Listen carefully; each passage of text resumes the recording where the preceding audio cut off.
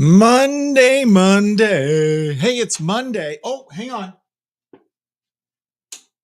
Oh, that's so bright you can't see it. I got this on-air light. We're big time. We're in the Palatial News Studios here at the Classic Guitar Rock Command Center. And it's Monday, but I'm excited about Monday because we got a full rock and roll week coming up, and we've got exciting things to talk about, especially if you're a fan of the Motley Crue. We're chock full of Motley Crue news today. So you've picked the right place. Mick Mars has confirmed that he'd be open to working with Motley Crue again. Can you believe that? Remember, this was a nasty breakup, right? Originally, it started out that the band announced that because of this condition that Mick has, ankylosing spondylitis, that he would no longer be touring with the band, but would still be a member of the band. Well, then it took a nasty turn and they started fighting and calling each other names. There were lawsuits. It's not the way we want to see our classic rock bands behaving, but it's a sign of the times. It just happens. A quote from Mick: "It just makes me really upset that they want to try and bully me more or less out of the band. So it's the last man standing that collects everything." This is what he said at the time. And then he added that his former bandmates were heroin addicts and felons. Now you'd think when you start calling, excuse me. I'm in the new studio. I'm not used to where everything's located. Once you start calling each other heroin addicts and felons, that's not a sign of a good relationship. Let's just say that. But he says, if Motley wanted me to write songs with them again, of course I would. So he's like, they're heroin addicts and felons, but they're my heroin addicts and felons. So yes, I would write with them again. But he says, right now, I'm just me solo. So I'm writing and it's not Motley and it's how I feel. My ideas, my kind of thing, kind of trying to reinvent myself and bring myself up to date. So who knows what that means? Speaking of Motley Crue, John 5, who has replaced Mick in the current incarnation of Motley Crue, says, quote, "I think what's important is that I have such a respect and fondness for Mick." This is John 5 talking to Rockfeed, quote, "And I think that if anybody was going to do it, I think Mick would want me to do it because I love the music and I love Mick so much and I love his solos just like the world does. And I think that's important. I think that's really, really important because I hold him on such a pedestal," end quote. And it is true that Mick and John 5 have a great relationship. But here's the really cool Motley news I wanted to share. It's actually Mick Mars news. Today, Mick proudly announced on Instagram that his album, The Other Side of Mars, has debuted at number 1 on the iTunes charts. Coming in at a close second is Ace Frehley's 10,000 Volts. Oh, and we talked about that on Friday. I listened to it over the weekend. Haven't listened to Mick's yet. I'll go in and listen to it. We'll talk about it once I listen to it. But here's what's really cool. They both debuted ahead of Kanye West. Kanye. All right. In a heartfelt message, Mick expressed his gratitude to his fans, quote, "Woke up to finding myself at the top of the iTunes charts and thought I must still be dreaming. I don't know what to say. Thank you so much for your support. And thanks to iTunes and Spotify for the feature as well," end quote. But here's the thing, guys. Mick is not singing, right? Compared to Ace. Ace is singing on his. So Ace is already kind of at a disadvantage because, I love Ace to death. He ain't a good singer. And the more I listen to his new album, he would have benefited from having some good singers, as Mick has done on his album. He's brought in great singers to sing on these songs he's written. And I think that helps the album as well. So great news. They both, beat out Kanye, which is always a good thing. This is a significant moment for rock music. This is from Metal Wani, I think, with two rock icons reigning supreme atop the global charts ahead of major pop and rap acts like Kanye West and Twice. I guess Twice is never heard of him. Never heard of him. Now, Tucker is chiming in. Tucker, this is a take I haven't heard. I think Mick was the problem in Crew. He didn't want to tour anymore or make new music with Crew. Well, and I know he didn't want to tour, absolutely. I was not aware that he didn't want to make new music with Crew. That's interesting. Thanks for sharing that. Thanks for checking in today.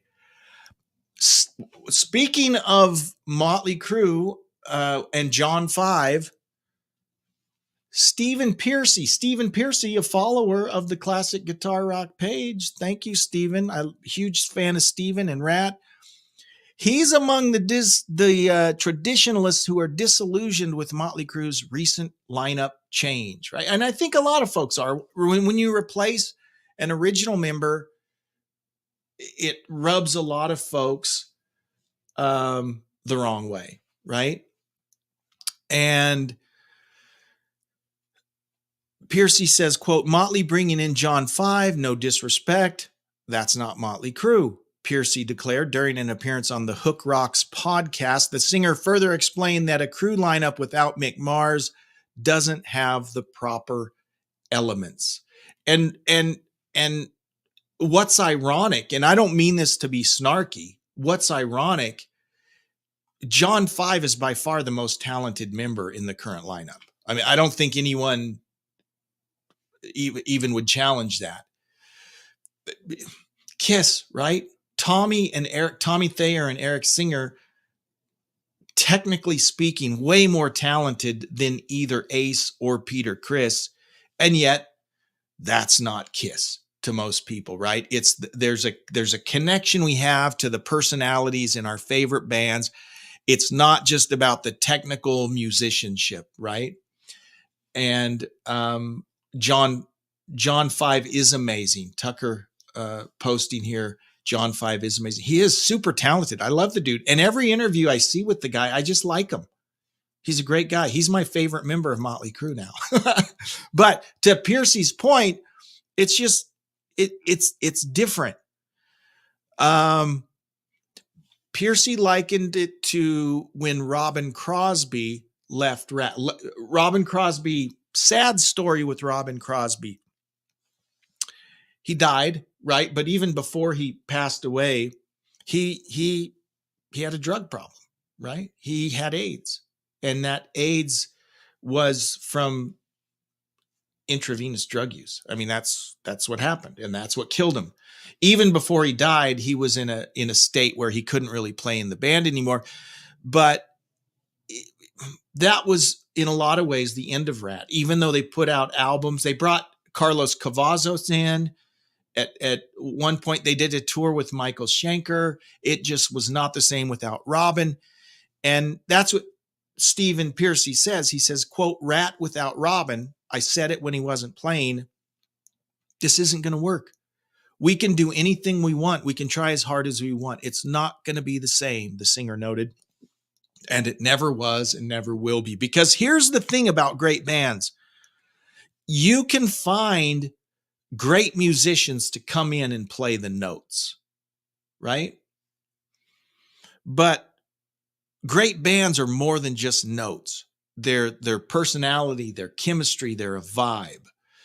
And I mentioned how much I loved seeing Foreigner here recently, even though it had none of the original members. But, I've got to be honest, that was a bunch of great studio musicians recreating the hits of Foreigner, and they sounded really good. But it is true, it's a different vibe and different chemistry when it's not the original people. Piercy also talks about his, can I say disappointment? He's wanted to reunite Rat for a long time. And in fact, he's out on a tour where they play Out of the Cellar in its entirety with his band. And again, his band is a great band and they play all the right notes and musically it sounds great, but it's not the same as the whole band. And his former bandmates, the ones that are still alive, they just don't share the same enthusiasm. He says, quote, "If you're not into it, you're not into it. I can only have respect for Warren. He doesn't need to reunite. None of these guys need to. I don't need to. It's just a matter of where your drive is, I guess. I have a different drive than my guys, and that's where the stops. I can't force them." So on the one hand, he gets that. He understands that. Let me rephrase that. He respects the decision, but he doesn't completely understand it, right? And he says, 40 years later, you should be very fortunate. It doesn't matter how deep your pockets are. It's the integrity you have for what you created, what you were a part of. That's what pisses me off. Out of the Cellar is the most important thing that we've done. It should be respected, but it is what it is. So Warren, Juan, Bobby, the remaining members, they could get, I think it'd be great if they could get Carlos along because he was great. I thought he was a great fit in the band, and do a tour. I mean, it would have been, how awesome would it have been to go see the whole original band without Rob? And they can't do it without Rob because he's passed away, but it would have been cool to see Out of the Cellar with Warren and Juan and Bobby. It would have been cool. As a Rat fan, I would love to see that. Phil Ehart of Kansas, Ehart, how does he pronounce his last name? I'll say Ehart. Phil Ehart of Kansas will be taking time off from touring as he recovers from a major heart attack. This is the health update. We have one in every update now, right? The news was announced via Kansas's social media, which noted there is no timetable for his return to the road. Phil is kind of, can I call him the manager? He's kind of the band's man. He's the band's leader, right? Of course, again, here's a band full of great musicians, but not original. I mean, there's like 2 original members, right? Steve Walsh isn't there. Kerry Livgren's not there. The violin player who died last year, he's not there. So musically sounds awesome, right? Even the albums they've done are awesome. But again, to the Kansas diehards, that's not Kansas. So I get it, right? I get it. I get it.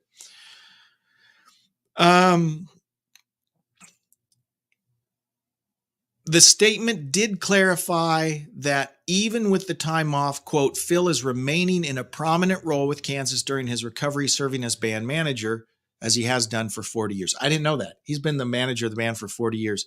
Eric Holmquist, who was the drum tech for years for Phil, he's filled in for Ehart in the past years, and he's been doing the first half of the show. So Eric would come in and do the first half of the show, and then Phil would come in and play the second half. He'll be filling in full time while Phil is recovering. Quote, the way audiences have, they're currently doing their 50th anniversary tour through May. Quote, the way audiences have received the 50th anniversary tour has been spectacular. Heck, the first 50 dates didn't even include the state of Kansas, and we must perform there. So wishes for a speedy recovery for Phil. And like I said, the stuff I've heard from the current incarnation of Kansas sounds great. Sounds great, but it's not original member. That's the world we live in now, guys. So if we're holding out to only see bands with all original members, we will not be seeing any of our classic rock bands. Just there aren't any left, are there? Are there? Tucker said, I posted it earlier. I'll tuck it again. I'll post it again. How many times have AC/DC changed their lineup and still rocking? Yeah, absolutely. AC/DC as, I mean, the only original member in the band is Angus. I mean, Brian's been in there since 1980. So he's almost like original. You could consider him original, but he's not. Yeah, so if we're going to be purists and say we only want to see original, we won't see any classic rock bands. There aren't any left. One last note here. Former Journey bassist Ross Valerie releases a new solo single called Wild Kingdom.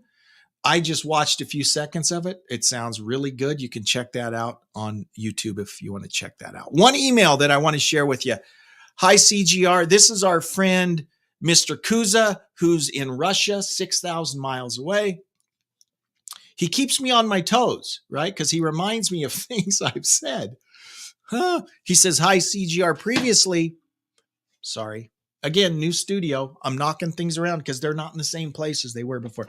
Hi, CGR. Previously, you said that you're sure all Ozzy songs after the first two albums not cool, but why? I mean, I started listening to Ozzy from Crazy Train, and I can't say that previously albums not so no different to me. Explain exactly why you think that. P.S. What can you say about Rob Zombie? Your fan from 6,000 miles away, Mr. Kuza. Mr. Kuza, thank you so much for tuning in, and thank you for your emails. Any of you can email me. I would love to hear from you. ClassicGuitarRock@mail.com. ClassicGuitarRock@mail.com. Shoot me an email. First of all, I want to clarify. I didn't say that anything after Ozzy's first two albums was not cool. All I said, here's exactly what I said, and this is the second person to email me about this.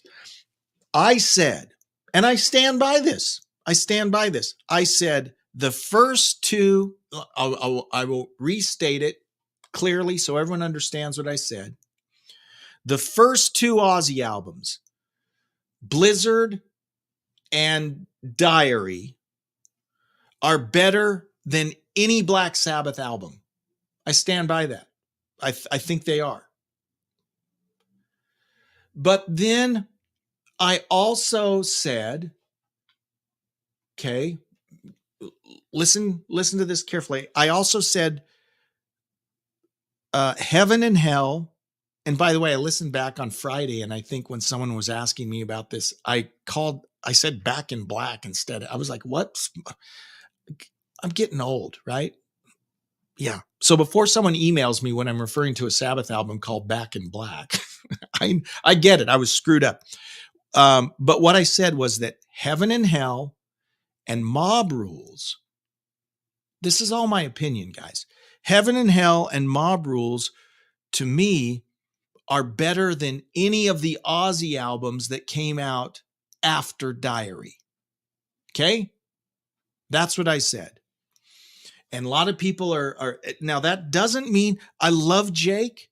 Bark at the Moon was a great album, but I don't think it was as good as Heaven and Hell or Mob Rules.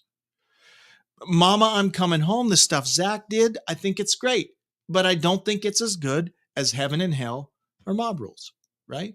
And again, I think Blizzard and Diary are better than the entire Black Sabbath catalog. That's how much I like those albums. And that's not to say the other albums, Lauren emailed in about Masters of Reality. That is a phenomenal album, but I think Blizzard and Diary are better. Paranoid, phenomenal album, but I think Blizzard and Diary are better. Okay, so that's what I don't mean it as a diss. I don't mean it as a diss to any of those albums, but that is how passionate I am about those Randy Rhoads albums.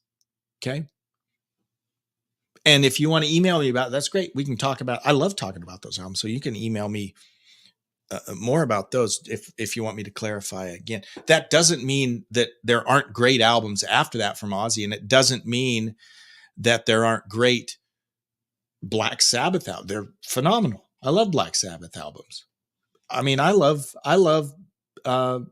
Sabotage, right? I love Technical Ecstasy. Never Say Die, it's not so great. But Ozzy or Black Sabbath has a tremendous catalog. I just think the two Ozzy albums, Blizzard and Diary, are better than any Sabbath album. And I think the Ronnie albums are better than anything. Heaven and Hell and Mob Rules are better than any Ozzy album after Blizzard. So Ozzy's trajectory, it was way up here, and then it went like this. Okay. By the way, I think Masters of Reality and Paranoid are better than any Ozzy album after Diary too. I mean, so you could put those up. And you know what? There is some awesome Sabbath stuff from the 80s that didn't even have Ozzy or Ronnie. Eternal Idol, is that what it's called? That's a great album with Tony Martin. It's a great album. I would say it's better than some of the Ozzy solo albums, right? It's not better than Bark at the Moon or Ultimate Sin or Mama, I'm Coming Home, but it's better than some of the Ozzy solo albums.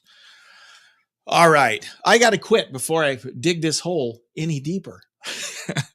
Hey, thank you so much for tuning in today. Remember, email me, classicguitarrock@mail.com. And Marlon, he made it. Marlon made it to say hello. Marlon, thank you so much. You'll have to watch the recording, okay? Because you came in late, but that's all right. Thank you all for tuning in. We'll do it all again tomorrow. Live long and prosper. Bye-bye.